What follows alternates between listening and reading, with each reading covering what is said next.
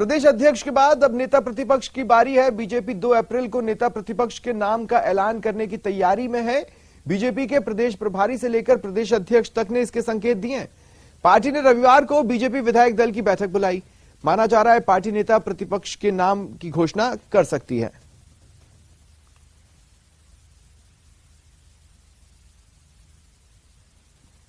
आज तक जहां कहीं भी जिस तरह से राजनीति में आगे बढ़ाया वो पार्टी नहीं बढ़ाया।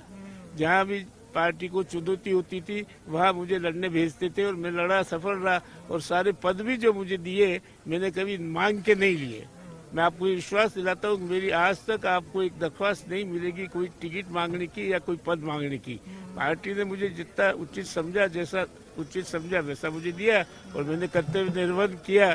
आगे भी कोई पार्टी अगर जिम्मेदारी देगी तो लगातार करते रहेंगे। देखिए, भारतीय जनता पार्टी में कोई कतार में रहे या कोई अपना नाम चलाए ऐसी संस्कृति नहीं है। हमारा आला कमान, हमारा संसदीय बोर्ड तय करेगा। जिस किसी को जिम्मेदारी देंगे उसके साथ काम करेंगे।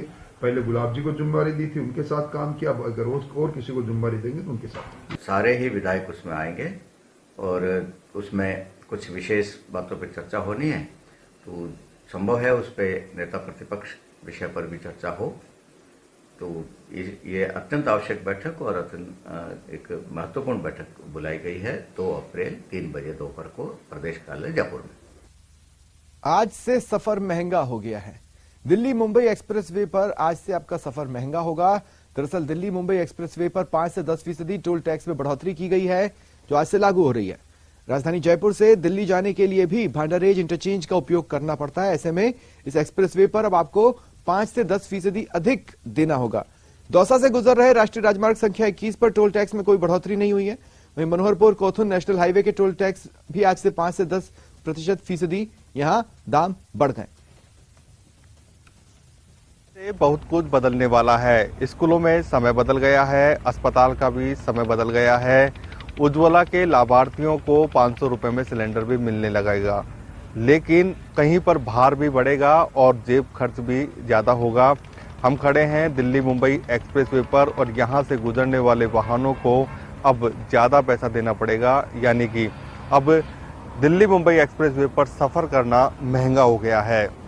दिल्ली मुंबई एक्सप्रेस का ये भांडारेज इंटरचेंज है और यहाँ से जो वाहन आ रहे हैं ये दिल्ली हरियाणा की तरफ से जो गाड़ियाँ आ रही हैं, आप देख सकते हो तस्वीरों में बड़ी संख्या में यहाँ पर ट्रैफिक चलता है और यहाँ पर जो गाड़ियाँ आ रही हैं उनको ज़्यादा पैसा देना पड़ रहा है और अब इस एक्सप्रेसवे पर चलने के लिए कुछ ज़्यादा भार वहन करना पड़ रहा है। बात करें एक एग्जाम्पल के तौर पर कि जो भांडारेज इंटरचेंज से यदि हिलालपुर यदि आपको जाना है तो पहले 395 रुपये का टोल टैक्स देना पड़ता था, लेकिन आज से 415 रुपये का टोल टैक्स देना पड़ रहा है। यानी कि कुल 20 रुपये की बढ़ोतरी इस भाग में हुई है। ऐसे में सभी जितना भी चलोगे उस हिसाब से टोल टैक्स अधिक देना पड़ेगा। आशीष शर्मा, न्यूज 18, दौसा। कोटा समेत कई राज्यों और विश्व के कई देशों में एक साथ IIFL JITO के जरिए अहिंसा रन का आयोजन किया जा रहा है। 2 अप्रैल को देश में करीब 65 से ज्यादा जगहों पर और दुनिया में करीब 23 से ज्यादा देशों में जैन इंटरनेशनल ट्रेड ऑर्गेनाइजेशन जीतो की ओर से अहिंसा रन का आयोजन किया जा रहा है। उम्मीद क्लब से इस दौड़ का आयोजन होगा। इसको 10 किलोमीटर, 5 किलोमीटर और 3 किलोमीटर की 3 श्रेणियों में बांटा गया है। राजस्थान के कोटा, जयपुर, जोधपुर, पाली, अजमेर, किशनगंज, भीलवाड़ा, उदयपुर और ब्यावर में दौड़ का आयोजन किया जा रहा है। हर वर्ग से महिला, पुरुष, सीनियर सिटीजन, बच्चों की सहभागिता इस दौड़ में हो रही है। के लगभग 68 शहरों में और संपूर्ण विश्व के 22 देशों में एक साथ शांति सद्भाव के एक मिशन को लेकर जीतो दौरा अहिंसा रन का आयोजन किया जा रहा है। इसी क्रम में 2 तारीख को कोटा में भी ये रन आयोजित की जा रही है। उम्मीद क्लब नयापुरा से शुरू होकर 7 वंडर तालाब का चक्कर काटकर ये रन 5 किलोमीटर, 10 किलोमीटर और 3 किलोमीटर की श्रेणी में की जा रही है। अहिंसा रन जो कि 3 किलोमीटर, 5 किलोमीटर, 10 किलोमीटर 65 देशों में और भारत के 65 शहरों में और 22 देशों में ये काम जो भगवान महावीर जी का संदेश जाएगा कि अहिंसा परमो धर्म, इसके द्वारा जो एक ऐतिहासिक रैली निकाली जाएगी रन फॉर, जिससे संदेश दिया जाएगा कि हम अहिंसा के साथ साथ दूसरे काम भी हम कर सकते हैं। बीकानेर के लोग भी इस बार आईपीएल के मुकाबले को बिग स्क्रीन पर देख सकेंगे। आईपीएल के मुकाबले के लिए भारतीय क्रिकेट कंट्रोल बोर्ड ने देश के 45 शहरों में फैन पार्क स्थापित किए हैं, जहां फैंस अपनी पसंदीदा टीम के मैच लाइव माहौल में देख सकेंगे। बीकानेर में सादुल क्लब मैदान में फैन पार्क स्थापित किया जाएगा। बीसीसीआई की ओर से फैन पार्क के प्रभारी एल्विन गायकवाड़ ने बताया कि छोटे शहरों के लोगों को भी लाइव क्रिकेट मैच का माहौल देने के लिए इन फैंस पार्क में बिग स्क्रीन लगाई जा रही है। राजस्थान में कोटा, जोधपुर और बीकानेर में ये फैन पार्क स्थापित किए गए।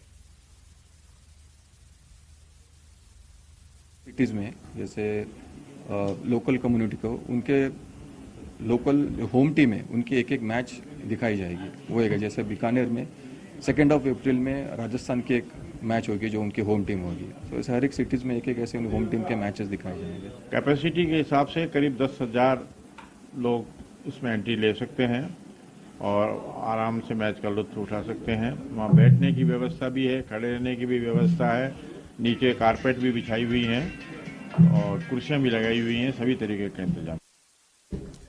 राजस्थान आने वाले पर्यटक जल्द ही क्रूज का मजा लेते दिखेंगे। आरटीडीसी तैयारी कर रहा है। योजना के तहत चंबल रिवर फ्रंट पर क्रूज सेवा शुरू की जाएगी। आरटीडीसी अध्यक्ष ने साफ किया कि पुराने गौरव को लौटाने के लिए निगम अब आक्रामक नीति से काम करेगा। निगम प्रबंधन द्वारा प्रदेश में पर्यटन की सुविधाओं का लगातार विस्तार कर थल, जल, नभ में पर्यटकों को विशेष पर्यटन सेवाएं उपलब्ध करवाई जा रही हैं।